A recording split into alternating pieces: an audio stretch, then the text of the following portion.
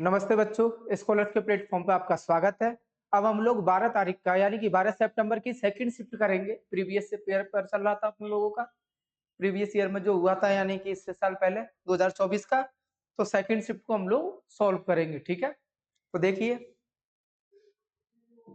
Question number first. Chand Bardai की प्रसिद्ध साहित्यिक कृति में पृथ्वीराज चौहान की प्रेम कहानी एवं वीरतापूर्ण कार्यों का उल्लेख है। ठीक है, तो ये कृति किसने लिखी थी, इसको आपको फाइंड करना है। तो किसने लिखी थी भाई ये कृति? पृथ्वीराज रासो वाली। ठीक है, तो किसने लिखी थी? पृथ्वीराज रासो। ठीक है, किसने लिखी? चंद्रवरदाई ने। ठीक है ना।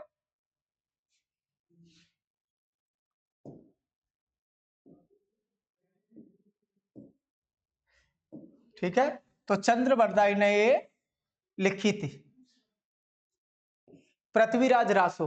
ये इसके दरबारी कवि थे जो चंद्रवरदाई हैं, और साहित्यिक कृति क्या थी? पृथ्वीराज रासो। ठीक है, इसमें गहड़वाल वंश की राजकुमारी यानी कि जयचंद की बेटी संयोगिता के बारे में था कि किस तरीके से इन्होंने उसका स्वयंवर से उसका अपहरण किया था एवं जबरन विवाह किया था। ठीक है, और ये प्रेम कहानी है रियलिटी में कि संयोगिता को प्रेम था और उनको प्रेम था, क्या नाम है, पृथ्वीराज को, बट उनके फादर रेडी नहीं थे। ठीक है ना, तो क्या है, एक स्टोरी के बारे में। और दूसरा, इसी पृथ्वीराज रासो में पृथ्वीराज चौहान एवं मोहम्मद गौरी की लड़ाई के बारे में वर्णन है।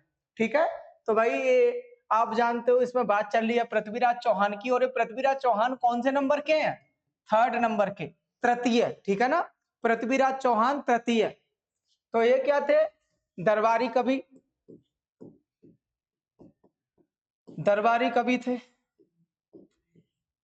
ठीक है, इनकी कृति कौन सी थी? पृथ्वीराज रासो। और देखिए कितने युद्ध हुए इनके। जो मेन युद्ध है तराइन का युद्ध। ठीक है, इसको देख लेते हैं थोड़ा सा। तराइन का युद्ध 1191 में। ठीक है, 1191 में मोहम्मद गौरी एवं पृथ्वीराज तृतीय, पृथ्वीराज तृतीय। ठीक है, इसमें आपके पृथ्वीराज जीते थे। ठीक, विजयी कौन हुआ था इसमें? विजयी कौन हुआ था? पृथ्वीराज तृतीय। लेकिन इन्होंने मोहम्मद गौरी को छोड़ दिया, यानी कि उनकी जान बख्श दी। फिर दोबारा युद्ध हुआ तराइन का, तराइन युद्ध 1192 के अंदर। ठीक है, इसमें फिर दोबारा दोनों टकराए, मोहम्मद गौरी एवं पृथ्वीराज, पृथ्वीराज थर्ड। इसमें मोहम्मद गौरी जीत गए। ठीक है ना, मोहम्मद गौरी विजयी हो गए एवं पृथ्वीराज की हार हो गई। तो ये काफी फेमस है जो कि पृथ्वीराज से रिलेटेड है। ठीक है ना, पृथ्वीराज कहाँ के राजा थे? कहाँ के थे? अजमेर के। ठीक है ना, दिल्ली से शासन करते थे, पहला हिंदू राजा जिसकी राजधानी अजमेर थी लेकिन दिल्ली से शासन किया। ठीक है, इनके कवि कौन थे? चंद्रवरदाई। और उनकी ऐतिहासिक कृति क्या थी? पृथ्वीराज रासो। ठीक है ना, अब देखो next.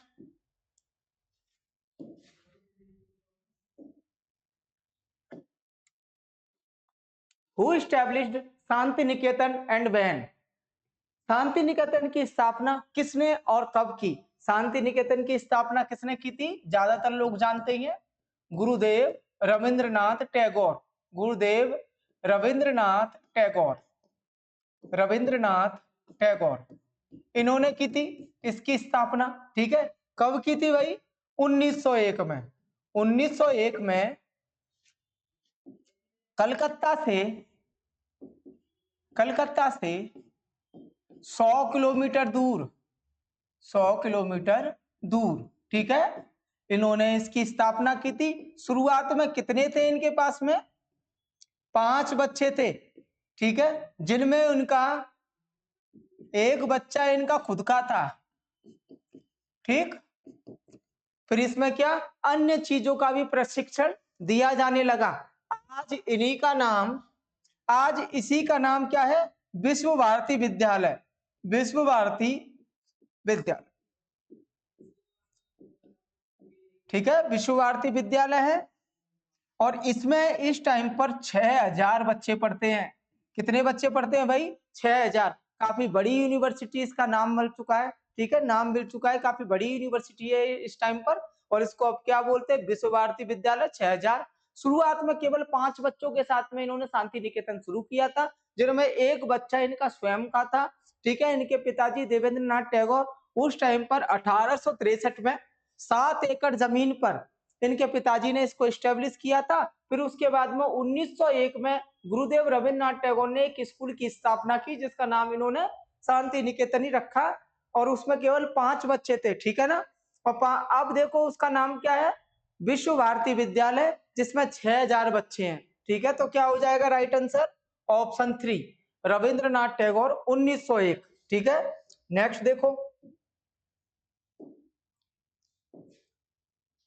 in which year was the digital india mission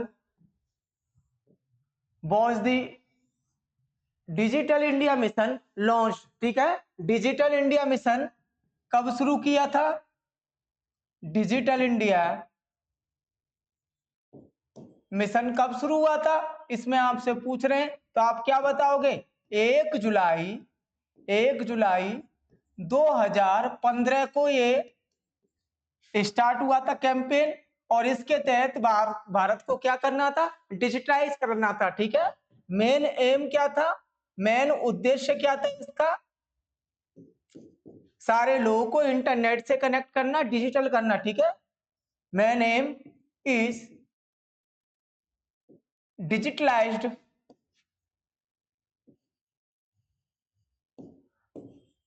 Indian people, ठीक है ना, इंडियन पीपल्स, ठीक है। डिजिटलाइज करने के लिए इसके तहत सारे लोगों को इंटरनेट और नेटवर्किंग साइट से जोड़ना था, इसके तहत प्रोडक्ट में तेजी लानी थी, लोगों का विकास करना था, ठीक है, सभी को बैंकिंग सेक्टर से कनेक्ट करना था। आप जानते हो इस टाइम पर कितना यूज है नेट बैंकिंग है या फिर डिजिटलाइजेशन का है, ठीक है। तो यही मकसद था, यहाँ पर इस प्रोजेक्ट के लॉन्च होने का पूछा है, तो डेट ध्यान रखना 1 जुलाई 2015। जिस तरीके से भारत का जो कई सारे अभियान शुरू किए हैं पीएम मोदी के थ्रू, उज्ज्वला योजना 2016 में आई थी, उसी तरीके से 1 साल पहले 1 जुलाई 2015 को ये डिजिटल इंडिया मिशन या कैंपेन पीएम मोदी द्वारा लॉन्च किया गया था। किस लिए, फॉर डिजिटलाइजेशन या empowerment of digitalization between Indian people, ठीक है ना। डिजिटलाइजेशन को बढ़ावा देने के लिए,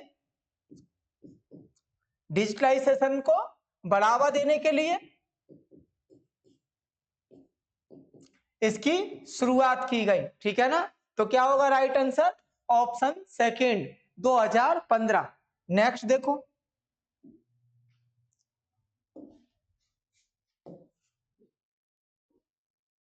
जुलाई 2020 में किस राज्य ने अल्पतर आय अर्जित करने वाले परिवारों से संबंधित बेटियों के विवाह हेतु आर्थिक सहायता प्रदान करने के लिए आशीर्वाद योजना की शुरुआत की है, तो ठीक है, वो कौन सा राज्य भाई, वो राज्य आपका भगवंत मान का, इसका मतलब पंजाब राज्य ने जो गरीब बेटियां हैं, पंजाब की गरीब बेटियों के लिए आशीर्वाद योजना में पंजाब की गरीब बेटियों के लिए, बेटियों के विवाह के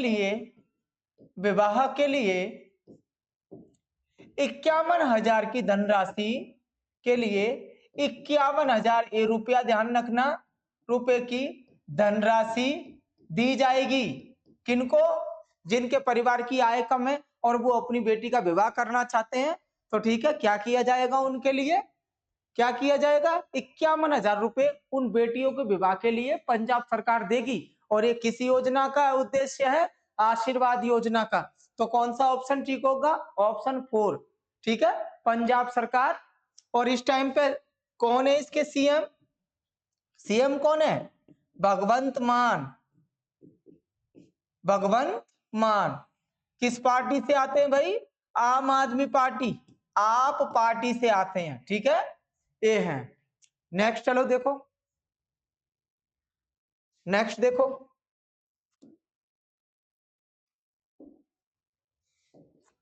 हिंदुस्तानी गायक पंडित वेंकटेश कुमार को किस राज्य सरकार द्वारा कालिदास सम्मान 2022 से सम्मानित किया है, ठीक है। कालिदास सम्मान पहली बात तो किस सरकार द्वारा दिया जाता है, किस सरकार द्वारा दिया जाता है, एमपी सरकार द्वारा, मध्य प्रदेश सरकार द्वारा कला एवं संगीत के क्षेत्र में तथा साहित्य के क्षेत्र में ये दिया जाता है, स्पेशली फॉर संगीत एवं कला के क्षेत्र में। ठीक है, तो ये किस सरकार द्वारा है? मध्य प्रदेश। अब जानते हैं थोड़ा वेंकटेश को। पंडित वेंकटेश एक गायक है, ठीक है, गायक है, जो कि किनके? स्वामी हरिदास एवं कनकदास के गीतों को गाते हैं, एवं कनकदास के गीतों को गाते हैं। ठीक, स्पेशली स्वामी हरिदास कौन थे? तानसेन के गुरु। ठीक है, कहां रहते थे? वृंदावन। ठीक, तो उनकी ये रचनाओं को गाते हैं। इनको पद्मश्री एवं संगीत कला अकादमी पुरस्कार द्वारा, संगीत कला अकादमी द्वारा सम्मानित किया जा चुका है, सम्मानित किया जा चुका है। ठीक है, तो ध्यान रखना भाई, वेंकटेश कौन है? गायक है, और क्या करते हैं? स्वामी हरिदास एवं कनकदास के गीतों को गाते हैं, उनकी रचनाओं को गाते हैं। इन्हें पद्मश्री एवं संगीत नाटक अकादमी द्वारा सम्मानित किया जा चुका है। ठीक है, तो इनको क्या मिला है भाई? क्या मिला है इनको? कालिदास सम्मान मिला है, जो किस सरकार द्वारा प्रोवाइड किया जाता है? मध्य प्रदेश सरकार द्वारा। ठीक है, किन क्षेत्रों में? संगीत एवं कला में, संगीत एवं कला के क्षेत्र में। ठीक है ना, ये दो इसके फील्ड है, इसमें इनको सम्मानित किया जाता है। नेक्स्ट देखो,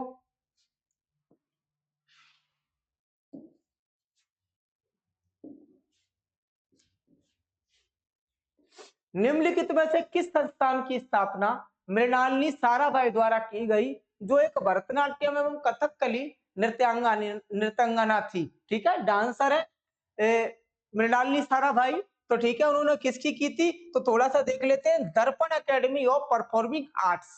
ठीक है, किसकी की थी? दर्पण एकेडमी ऑफ परफॉर्मिंग आर्ट्स। ठीक, किस सन में की थी? 1949 में, गुजरात राज्य में। किसमें? गुजरात राज्य में। ये मूलतः केरल की रहने वाली थी, जन्म स्थान इनका केरल था, केरल। ठीक है, इनकी बहन लक्ष्मी सहगल एक क्रांतिकारी थी, आपने नाम सुना होगा, बहन लक्ष्मी सहगल। लक्ष्मी सहगल एक क्रांतिकारी थी, जो कि सुभाष चंद्र बोस के साथ थी आजादी के टाइम पर। ठीक है, तो काफी फेमस है इनका परिवार। इनके पिताजी चेन्नई यानी कि मद्रास हाईकोर्ट में वकील थे। ठीक, इनकी जो शादी हुई थी, विवाह हुआ था, अगर विवाह की बात करें तो विक्रम साराभाई से। किनसे? विक्रम साराभाई से।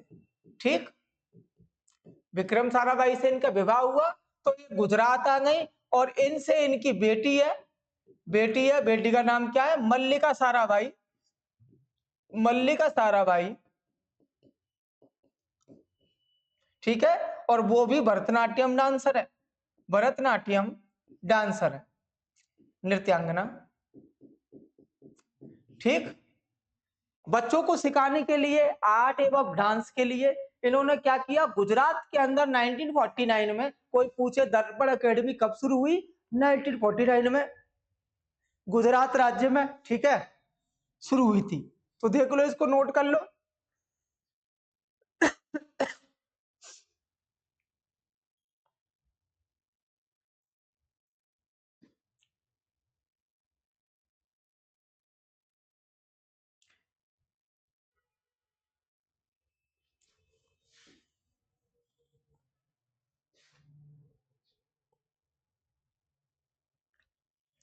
इन्होंने ही क्या किया था? इनके जो पति थे विक्रम साराभाई,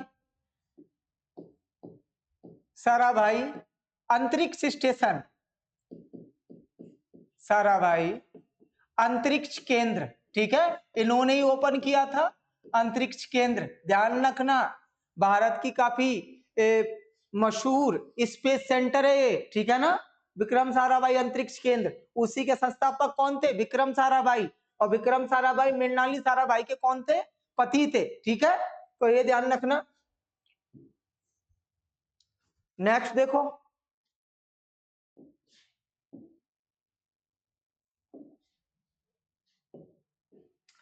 कॉलम ए में दिए गए बिंदुओं का कॉलम बी के बिंदुओं से मिलान कीजिए। ठीक है, यहाँ पर कुछ जीव दिए गए, सॉरी ऑप्शन बी में जीव दिए हुए हैं यानी कि ऑर्गेनिज्म है। ठीक है, और यहाँ पर क्या दिया है, उनका ग्रुप दिया है, इसे आपको मिक्स करना है। ठीक है, तो देखिए भाई, वलयांकृत कृमि कौन सा होता है, केचुआ। कौन होता है, केचुआ। ठीक है, जो आपका वलयांकृत यानी कि एनेलिडा ग्रुप में कौन आता है, आपका केचुआ आता है, अर्थवॉर्म आता है। ठीक है, एनेलिडा में। उसके बाद में देखिए पृथुकृमि में कौन आता है, आपका फीताकृमि। ठीक है, फीताकृमि। और उसके बाद में आपका सेकंड का क्या आएगा, सी। आर्थोपेडा में कौन है, चींटी। और हम इकाइनोडोर्मिटा में जानते हैं कौन है, समुद्री तारा मछली। ठीक है, तारा मछली। और पेरीफेरा ग्रुप में कौन है, आपका स्पंज। ठीक है, तो इसको देख सकते हो आप आराम से। तो क्या हो गया भाई, पहले का डी, पहले का डी, दूसरे का सी, तीसरे का बी एंड चौथे का ए, 4 का ए। ठीक है, तो इसको मिलान कर लो, किसमें है, पहले का डी, दूसरे का सी, चौथे का ए। ठीक है, किसमें है, सी ऑप्शन के अंदर ये दिया हुआ है। ठीक है, तो कौन सा राइट होगा, सी ऑप्शन। ठीक, एक ग्रुप दिए हुए हैं और इनमें इन जीवों को हमको मिलाना था। थोड़ा और देख लो भाई, पेरीफेरा ग्रुप में कौन आता है, पेरीफेरा में, ठीक है, आपका कौन आता है, स्पंज। ठीक, ये ध्यान रखना, स्पंज आता है। एंड बिल्कुल सही है। ठीक है, तो ये भी ग्रुप पूछा जाता है, जो पेपर आ रहे हैं उसमें स्पेशल जंतु जगत आ रहा है। ठीक है, जीव जगत आ रहा है, यानी कि एनिमल किंगडम के बारे में पूछा जा रहा है कि कौन सा जानवर किस ग्रुप से लाई करता है, यानी कि किस ग्रुप में उपस्थित है, ये आपको बतलाना है पहचान कर। जिस तरीके से कॉकरोच है, कॉकरोच किस में आएगा, ऑर्थोपेडा में। ठीक है ना, आर्थोपेडा के अंदर आएगा कॉकरोच आपका। और झींगा मछली किस में आएगी, वो भी आर्थोपेडा में आएगी। अगर यहाँ पे लिखे तो क्या लिखोगे, आर्थोपेडा के अंदर, क्योंकि कल के पेपर में आया था झींगा एवं कॉकरोच। ठीक है, कॉकरोच ये आते हैं। ठीक, तो थोड़ा सा इनको भी देख के चलो, आराम से क्वेश्चन सॉल्व हो जाएंगे। तो क्या था इसका राइट आंसर, ऑप्शन 3। हमने इनको मैच कर लिया। नेक्स्ट देखो, इसको जरूर उतार लेना।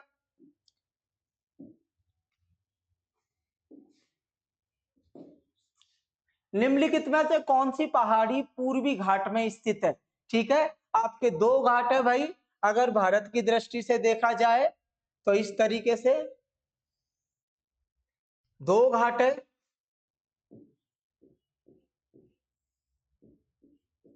ठीक, ये जो आपका घाट है, इस तरफ की तरफ जो आपका महाराष्ट्र, कर्नाटक एवं केरल के साथ में जुड़ा है, तो ये वाला पोर्शन किसका है, पश्चिमी घाट। क्या बोलेंगे इनको, पश्चिमी घाट। बहुत सारी नदियां इनसे निकलती हैं, जैसे कि आपका कावेरी हुआ, ठीक है, तुंगभद्रा हुआ, कृष्णा हुआ, गोदावरी हुआ। एक ऐसी है पश्चिमी घाट से निकलने वाली, और ए वाला है आपका पूर्वी घाट। ये क्या है, पूर्वी घाट। तो यहाँ बात हो रही है पूर्वी घाट की, कि पूर्वी घाट में कौन सी वो है, पहाड़ियां हैं।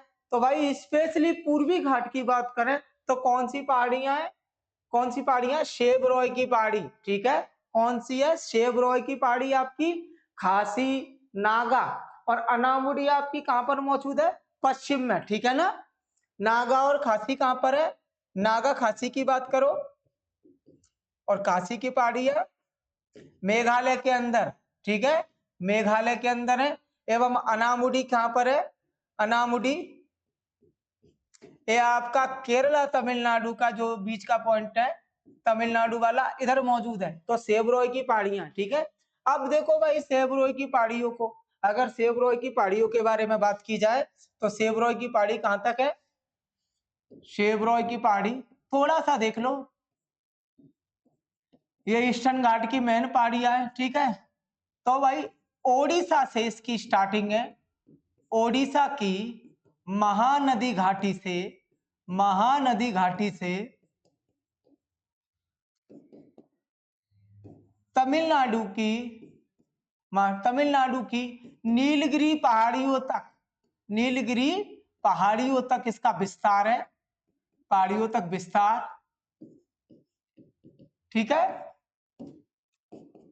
सबसे ऊंची इसकी औसत जो ऊंचाई है इस पहाड़ी की क्या है, औसत ऊंचाई 600 मीटर। कितना मीटर? 600 मीटर। इसकी सबसे ऊंची चोटी कौन सी है?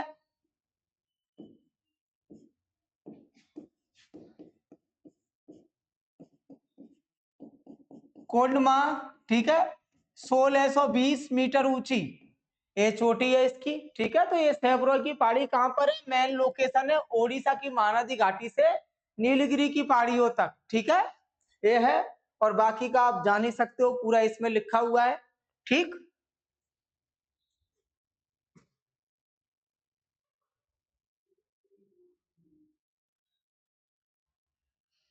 नेक्स्ट देखो,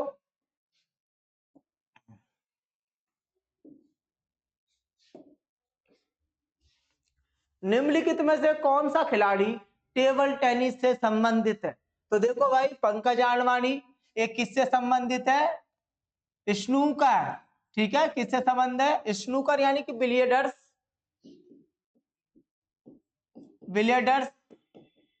ठीक। मनिका बत्रा आपकी टेबल टेनिस से संबंधित है, टेबल टेनिस से, ठीक है। मनिका बत्रा सेकंड ऑप्शन सही होगा। के श्रीकांत आपके क्रिकेट से संबंधित है।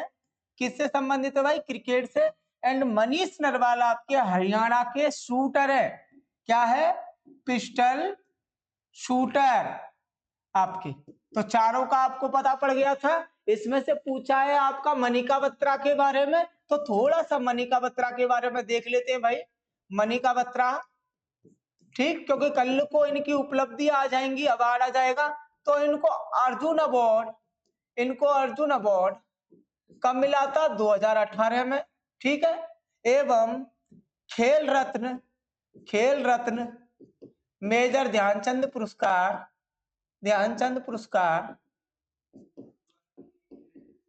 पुरस्कार इनको सन 2020 में मिला था, इनके खेल में उत्कृष्ट प्रदर्शन के कारण, ठीक है।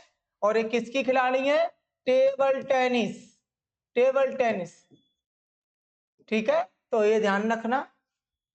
अच्छा, टेबल टेनिस का अंतरराष्ट्रीय जो शिखर है, जो चैंपियनशिप है, वो कहाँ हुई थी? दिल्ली में हुई थी, ठीक है, 1992 में। ये इससे पहले की शिफ्ट में क्वेश्चन आया था। अब टेबल टेनिस खिलाड़ी पूछा है तो क्या है? मनिका बत्रा। और इनकी उपलब्धियां आपके सामने है। बाकी के प्लेयर्स को आप जानते हो, के श्रीकांत, मनीष नरवाल कौन है? Pistol shooter, Pankaj Advani billiards या स्नूकर, ठीक है, इनको खेलता है। तो ये इनके अवार्ड भी लिख लो आप, ठीक है। चलिए नेक्स्ट चलते हैं।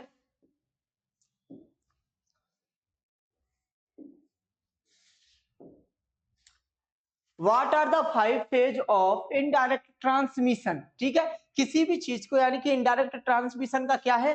कि आपकी बॉडी में कोई डिजीज फैलना, ये इनडायरेक्ट है। जैसे कि आप किसी चीज को डायरेक्टली लो, ठीक, तो उसके बारे में पता चल जाएगा। जैसे मैंने इस टाइम पे कोई पॉइजनस चीज खाई है, तो ये कैसा हो गया? डायरेक्ट मेरी बॉडी के कांटेक्ट में, ठीक है। बट इसमें क्या पूछा है? इनडायरेक्ट ट्रांसमिशन, चाहे वो किसी भी चीज का हो। तो भाई उसके लिए 5 चरण आपको बताने हैं। तो देखिए क्या क्या होगा।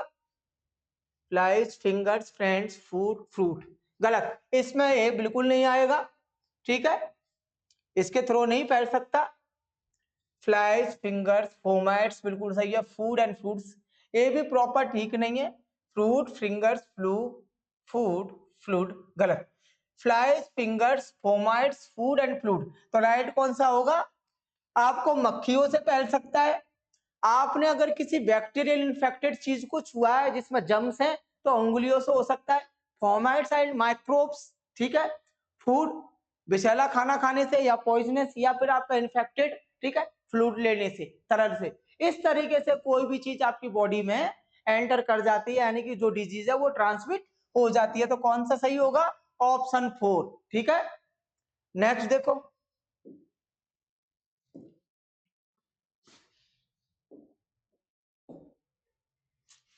निम्नलिखित में से कौन सा विकल्प भारत में सार्वजनिक क्षेत्र के उद्योग का एक उदाहरण है।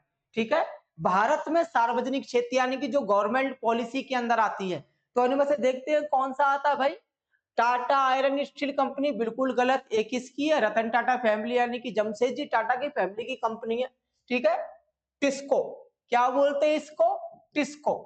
ठीक, इसका क्वेश्चन आया था, आपको पता है इसको कब बनाया गया था? 1905 में स्टैब्लिश किया था। और किसने किया था? जमशेद सिंह टाटा ने, जमशेद जी टाटा। ठीक है, एवं दोराबजी टाटा ने इसको टिस्को को स्टार्ट किया था। ठीक है, नेक्स्ट है आपका बजाज ऑटो, बिल्कुल गलत। ये बजाज का प्रोडक्ट है यानी कि किसी कंपनी का जो भारत में स्वेच्छा से काम करती है। ये भारत सरकार के सार्वजनिक क्षेत्र के अंतर्गत नहीं आती। नेक्स्ट है डाबर। आपका डाबर भी एक पुरानी ओल्ड कंपनी है, काफी ट्रस्टवर्दी कंपनी है। ठीक है, बट ये आपके भारतीय क्षेत्र के अंदर, सार्वजनिक क्षेत्र उद्योग के अंदर नहीं आती। तो क्या होगा? ऑप्शन होगा भारत हैवी इलेक्ट्रिकल्स लिमिटेड। ठीक है, ये आपकी भारत में सार्वजनिक क्षेत्र के उद्योग का एक उदाहरण है। ठीक है ना, तो कौन सा होगा? ऑप्शन 4। ठीक, ढंग से देख लो इसको। ये सारी की सारी ये कंपनीज है। कैसी कंपनीज है? कंपनीज। ठीक है, प्राइवेट यानी कि निजी क्षेत्र के अंतर्गत आती हैं, निजी क्षेत्र के अंतर्गत आती हैं। इनका भारत सरकार पर कोई बस नहीं है, बस जो टैक्सेस वो प्रोवाइड करते हैं बस इतना है। बाकी का भारत हैवी इलेक्ट्रिकल्स लिमिटेड जैसे इंडिया कोल कोल कॉर्पोरेशन, ठीक है, आपका ओएनजीसी, जैसे क्या है आपका ONGC, oil and natural gas off India, GC corporation, और क्या है आपका आईओसी ऑयल कॉर्पोरेशन। ठीक है, ये सब कैसी हैं? ये आपकी सारी पब्लिक सेक्टर के लिए हैं, यानी सार्वजनिक पब्लिक सेक्टर है। ठीक, किसका? Of India, of India. तो ये कंपनीज है, उसी तरीके की आपकी भारत हैवी इलेक्ट्रिकल कंपनीज है। और ये कंपनी लिखा है तो आप पता कर लेना। नेक्स्ट देखो,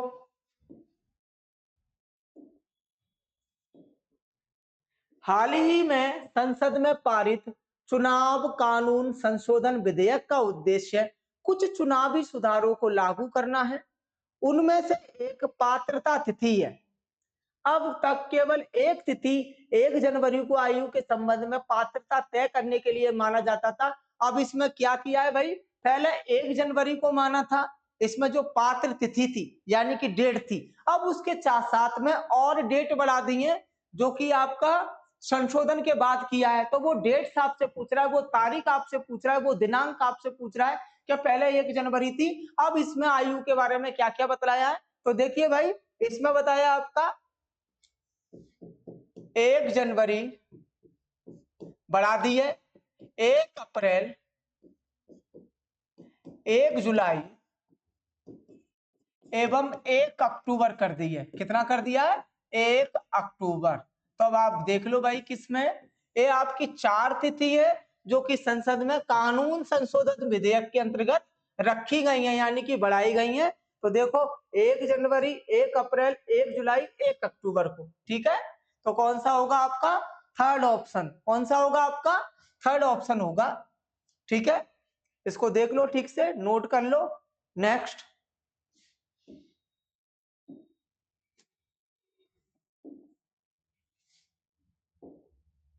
निम्नलिखित में से कौन सा भारतीय नागरिकों का मौलिक कर्तव्य नहीं है? भाई मौलिक कर्तव्य कितने हैं? टोटल 11 हैं। ठीक है, टोटल कितनी संख्या है? 11 है। ठीक, और रूस के संविधान से लिए गए हैं, रूस के से लिए। तो उनमें से आपको फाइंड करना चारों में से कि वो मूल कर्तव्य नहीं है। देखिए, मूल कर्तव्य को मानना भारत के नागरिक की खुद की बात है, लेकिन मूल अधिकार सबके लिए जायज है। ठीक है, तो भाई मूल कर्तव्य को आप मान सकते हो और नहीं भी मान सकते, this is your choice. But if you are a Indian then please follow मौलिक कर्तव्य। ठीक है, अगर आप भारतीय हो, अपने देश का सम्मान चाहते हो, तो हमेशा मौलिक कर्तव्य को फॉलो करो। ठीक है, तो 11 कर्तव्यों में से कौन सा एक नहीं है, ये पहचानो। देखो, स्वतंत्रता के लिए हमारे राष्ट्रीय संघर्ष को प्रेरित करने वाले महान विचारों को सजोना, बिल्कुल सही, ये मूल कर्तव्य का एक भाग है। ठीक है, 5 वर्ष की अनिवार्य राष्ट्रीय सेवा, गलत। यही है, ये मौलिक कर्तव्य का पाठ नहीं है, ठीक है।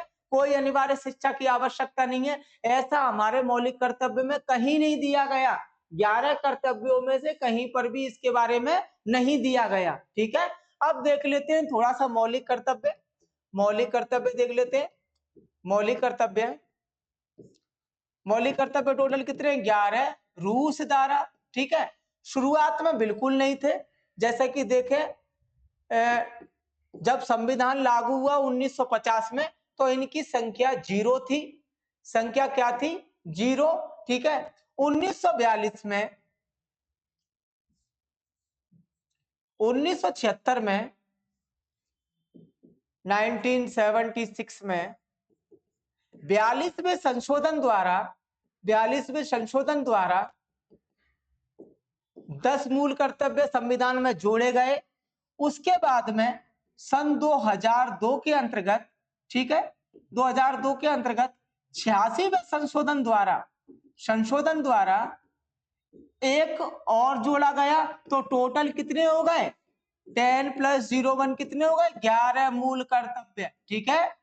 11 मूल कर्तव्य ये आपके हो गए टोटल मूल कर्तव्य। किस भाग में रखे? भाग 4A में, ठीक है। भाग 4A में इनको रखा गया है, और यही क्वेश्चन में पूछता है, तो आप देख लो और इसका जवाब दे दो, ठीक है।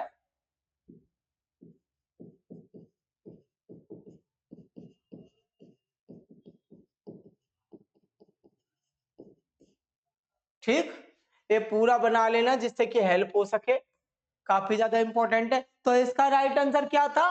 5 वर्ष की अनिवार्य राष्ट्रीय सेवा को मूल कर्तव्य में नहीं रखा गया है, इसलिए हमने ये लगा दिया, क्योंकि यही पूछा था कि कौन सा मूल कर्तव्य नहीं है, मौलिक कर्तव्य नहीं है। तो 5 वर्ष की अनिवार्य राष्ट्रीय सेवा आपका मौलिक कर्तव्य की श्रेणी में नहीं आता, ठीक है।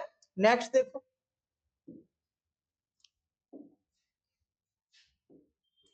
बीड़ी बनाने के लिए काम आने वाले पत्तों की पहचान कीजिए, ठीक है। कौन सा पत्ता बीड़ी बनाने में यूज होता है? तो आपका तेंदू का पत्ता। किसका पत्ता? तेंदू का पत्ता आपका बीड़ी बनाने के लिए इस्तेमाल होता है, ठीक है। आप अगर कई जगह जाओगे, जैसे कि कलकत्ता है आपका, या फिर आप गुजरात साइड में जाओगे जहां तंबाकू का ज्यादा उत्पादन है, तो आपको वहां पर कई फैक्ट्रियां मिल जाएंगी जो कि तेंदू के पत्ते का इस्तेमाल करते हुए बीड़ी कारखाना या कारखाने के अंदर बीड़ियां बनाती है, ठीक है। तो कौन से पत्ता है? तेंदू, ठीक है। नीम आप जानते हो मेडिसिन में यूज होती है, पान आप जानते हो खाने के इस्तेमाल में एवं पूजा में लिए जाते हैं। नेक्स्ट देखो,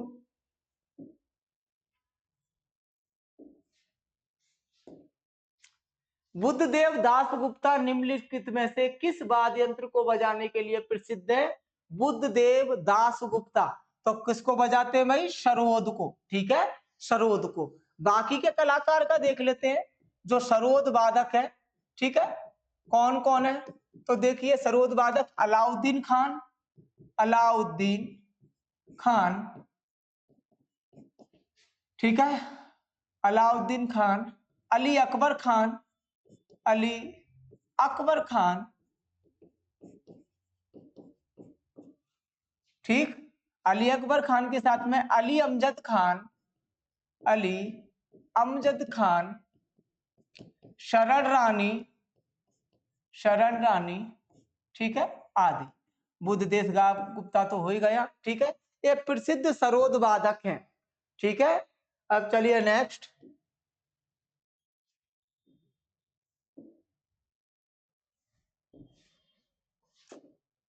भारत में प्रो कबड्डी लीग की स्थापना निम्नलिखित में से किस वर्ष में की गई थी? तो भाई किस वर्ष में की गई थी प्रो लीग कबड्डी की स्थापना? 2014 में। कब की गई थी? 2014 के अंतर्गत की गई थी, ठीक है। तो आप ध्यान रखना कब की गई थी प्रो कबड्डी? 2014 में। अच्छा, इंटरनेशनली भारत के पास कितने कबड्डी के अवार्ड है? भारत का ये खेल 2000 साल से भी ज्यादा पुराना है, तो टोटल 8 कबड्डी के मेडल है भारत में, ठीक है। जो कबड्डी फर्स्ट टाइम भारत में चालू की गई थी 1980 में, ठीक है, तो 8 है। लेकिन उसी को देखकर क्रिकेट की तरह ये भी प्रो कबड्डी लीग की शुरुआत हुई है, ठीक है, तो उसे किस वर्ष किया गया था? 2014 में किया गया था, ठीक है। इसमें टोटल कितनी टीम थी? 8 टीम थी। कितनी टीम थी शुरुआत में? 8 टीम थी। और की किसने थी ये? इसकी शुरुआत किसने की थी? चारू शर्मा द्वारा। चारू शर्मा ने इसकी स्थापना किसने की थी? चारू शर्मा ने, ठीक है, चारू शर्मा ने 2014 में। कुल कितनी टीम थी? कुल 8 टीम थी। 8 टीम थी, ठीक है, 8 टीम थी। और इसको किसने जीता? फर्स्ट विनर कौन था? फर्स्ट विजेता कौन था? विजेता कौन था? Jaipur pink panthers. Jaipur pink panthers. Pink panthers, ठीक है, ये थे इसके विजेता। तो ये पूरा इसके बारे में। किसको हराया था? किसको हराया था? मुंबा को। मुंबा टीम की पराजय, ठीक है, हार, उनको हराया था। तो देख लो आप, ठीक। प्रो कबड्डी लीग की स्थापना कब की थी? चारू शर्मा ने 2015 में। शुरुआत में इसमें टोटल 8 टीम थी। और इसमें जो फाइनल का मुकाबला हुआ था वो जयपुर पिंक पैंथर्स के बीच में एवं मुंबा टीम के बीच हुआ था, जिसमें से विजेता कौन थी? जयपुर पिंक पैंथर्स, ठीक है। अब देखो नेक्स्ट।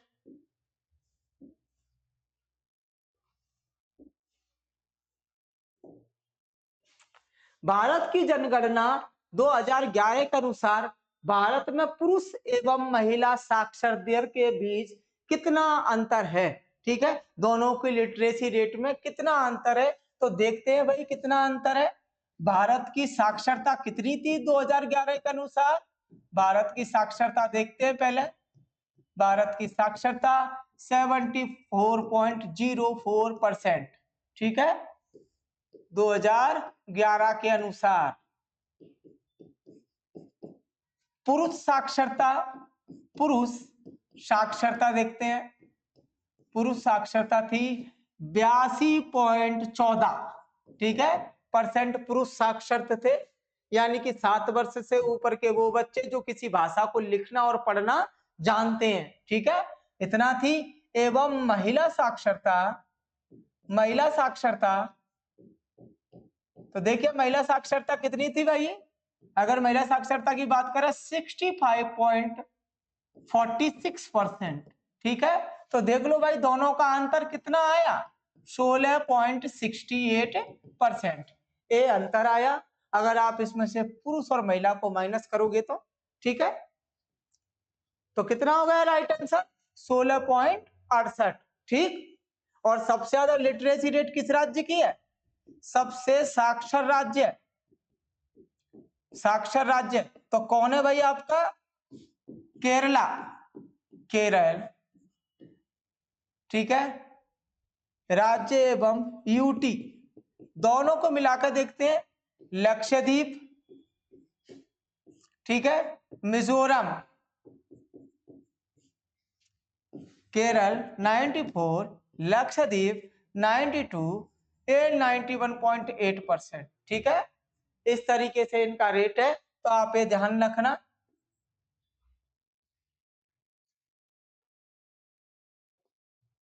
सबसे कम साक्षर, सबसे कम साक्षर राज्य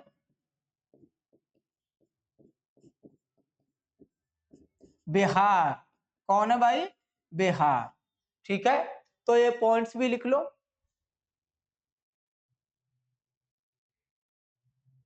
ठीक, नेक्स्ट देखो।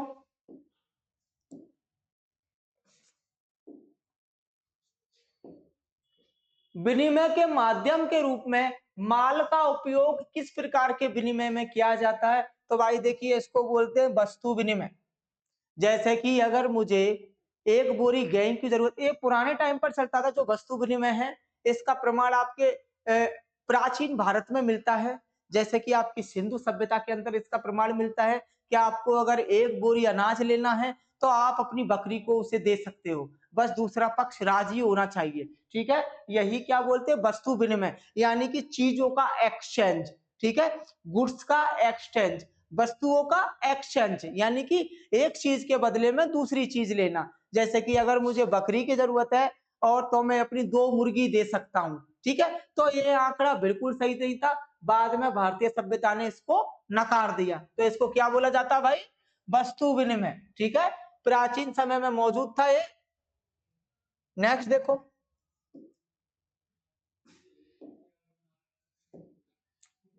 जिंक और सल्फ्यूरिक अम्ल की अभिक्रिया से कौन सा उत्पाद निर्मित होता है? तो कौन सा निर्माण होता है? तो देखिए भाई, जिंक प्लस सल्फ्यूरिक अम्ल Zn प्लस H2SO4 को अगर आप रिएक्शन करवाते हो तो क्या बनेगा भाई आपका?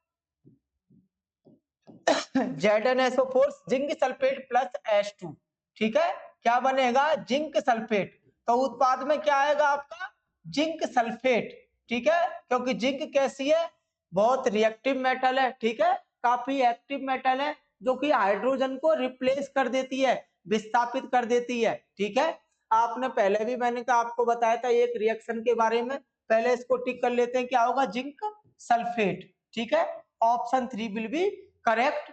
तो एक रिएक्शन बताई थी मैंने आपको जिसमें आपको जिंक प्लस कॉपर सल्फेट के साथ रिएक्शन थी। तो उसमें भी जिंक ने क्या किया था? कॉपर को सल्फेट से डिस्प्लेस कर दिया था। ठीक है, कौन सा था आपका?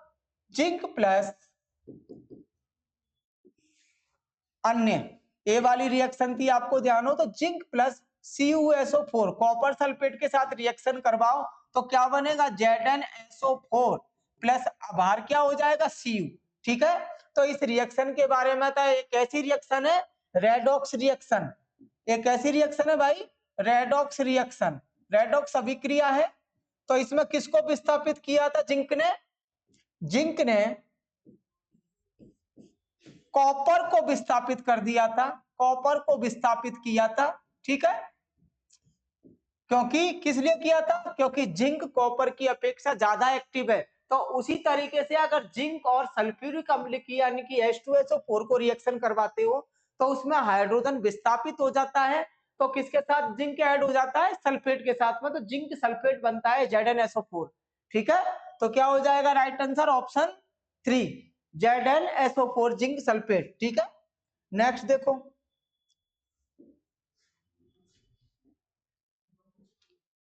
राज्य विधानसभा में धन विधेयक को किसकी पूर्व अनुमति से पेश किया जाता है?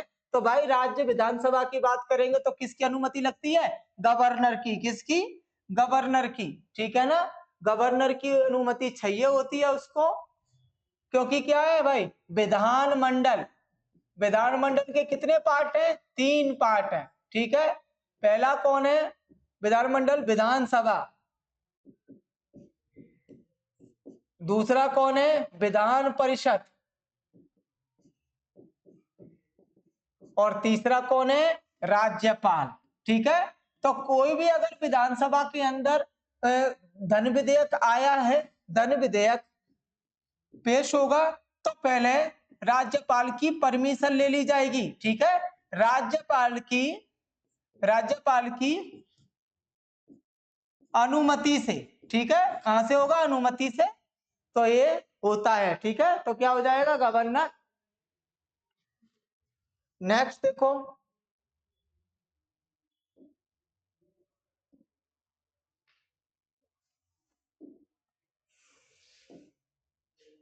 निम्नलिखित में से किस गैस में विद्युत प्रवाहित करने पर, किस गैस से विद्युत प्रवाहित करने पर लाल रंग का प्रकाश उत्सर्जित होता है? तो भाई देखिए यहाँ पर कौन सी गैसें दी हैं? अक्रिय गैसें। कौन सी गैसें हैं? सारी अक्रिय गैसें। और क्या बोल सकते हैं? Noble gases. ठीक है, नोबल गैसेस ये हैं। किस समूह के अंदर आते हैं? समूह 18। समूह 18 के अंदर इनको आता है। तो भाई कौन सी गैस है जिसमें से अगर आप गैस प्रवाहित करोगे तो लाल रंग का प्रकाश दिखता है? तो क्या बोलोगे? नियॉन। कौन सी गैस है? नियॉन। ठीक है, तो इसीलिए बोलते हैं नियॉन गैस। ठीक है, एक किसमें भरी जाती है भाई? आर्गन आपकी बल्ब के अंदर अक्रिय गैसों का काम किया है वो रिएक्शन ना करें तो बल्बों में अक्रिय गैसें भरी जाती हैं। ठीक है, तो आप जानते हो। तो इसमें से ऐसी कौन सी गैस है जिसमें प्रवाहित करोगे गैस तो लाल रंग का प्रकाश उत्सर्जित होगा? तो कौन सी गैस है? नियॉन। ठीक है, नेक्स्ट देखो,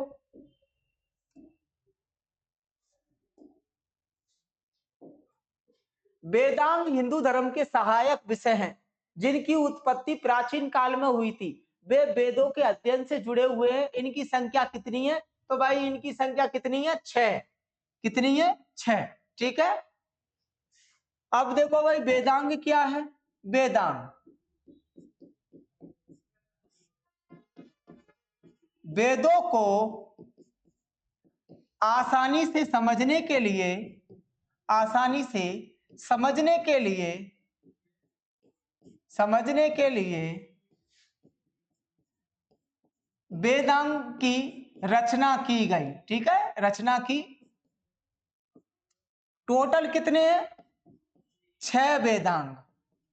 ठीक है, टोटल कितने? 6 वेदांग। पहला क्या है? फर्स्ट वेदांग है आपका शिक्षा। दूसरा वेदांग है आपका कल्प। ठीक है, जिसमें अनुष्ठान के बारे में बताया गया है, कल्प के बारे में बताया गया है। पहले वेदांग में शिक्षा के बारे में, उच्चारण के बारे में, उच्चारण संबंधी। ठीक है, दूसरा अनुष्ठान, तीसरा निरुक्त, चौथा छंद, पांचवा आपका निरुक्त छंद। ठीक है, ज्योतिषी, ज्योतिषी, छठवा आपका संगीत। ठीक है, तो ये 6 वेदांगे आपके शिक्षा, कल्प, निरुक्त, ज्योतिषी, संगीत। ठीक है, किस लिए वेदांगी की रचना हुई? वेदों को आसानी से समझने के लिए। ठीक है, वेदांगों की रचना हुई। उनकी संख्या कितनी है? 6 वेदांगे टोटल। और उन 6 वेदांगों में क्या सिखाया जाता है? पहले में शिक्षा के बारे में, दूसरा कल्प, तीसरा निरुक्त, फिर छंद, फिर ज्योतिषी, फिर संगीत। ठीक है, तो 6 वेदांग के बारे में लिख लेना कि क्या क्या इनमें पढ़ाया जाता है, समझाया जाता है। नेक्स्ट देखो,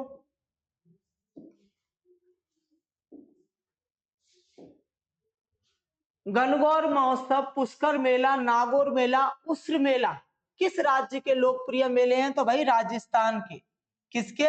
राजस्थान के। ठीक है, किसके हैं? राजस्थान के। अब महाराष्ट्र की बात करें तो काला उत्सव, काला घोड़ा उत्सव, ठीक है, दही कला दशावतार, गणेश पूजा, ये सब कहाँ के? महाराष्ट्र के। त्रिपुरा की बात करें तो खर्ची पूजा। क्या चीज? खर्ची पूजा, त्रिपुरा का। ठीक है, पंजाब का आप जानते हो बैसाखी, गुरु पर्व। ठीक है, ये कहाँ के? पंजाब के। तो यहाँ पर राजस्थान के दिए गए थे, तो राजस्थान के आपको नाम दे दिए, तो आप बता देना। ठीक है, अब देखो नेक्स्ट,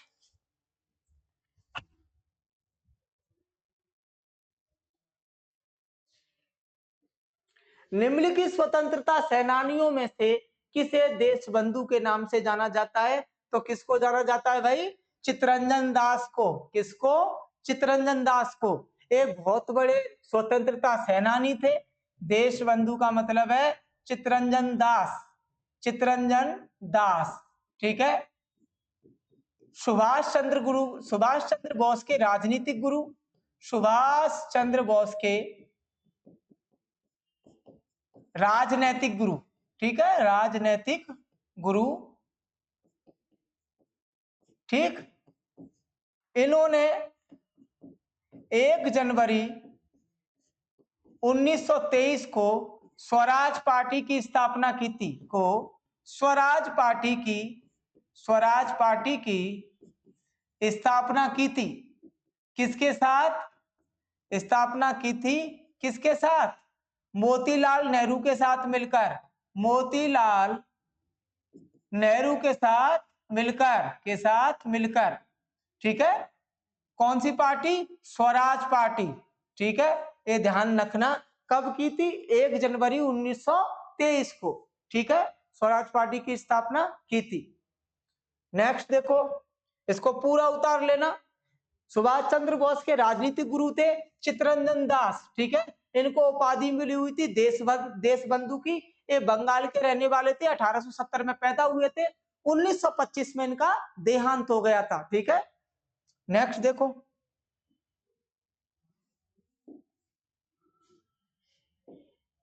प्रथम पंचवर्षीय योजना की वास्तविक विकास दर क्या थी? कितना उसको गेन किया गया था भाई? 3.6। ठीक है। तो प्रथम पंचवर्षीय योजना कब शुरू हुई थी? कब शुरू हुई थी? 1951 में। कब खत्म हुई? 1956 को। ठीक है। इसका मुख्य लक्ष्य क्या था? मुख्य लक्ष्य क्या था? 2.1 रखा था। ठीक है। मिला कितना इसको लक्ष्य?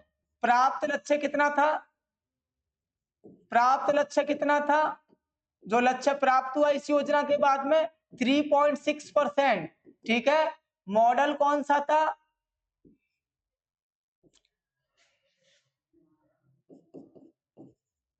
Herald Domar model. कौन सा मॉडल था भाई? Herald Domar model. ठीक है। किस चीज पर ध्यान दिया गया था? कृषि विकास पर। किस पर? कृषि विकास पर इसमें ध्यान दिया गया था। ठीक है। ये ध्यान रखना, ये इसके लक्ष्य हैं।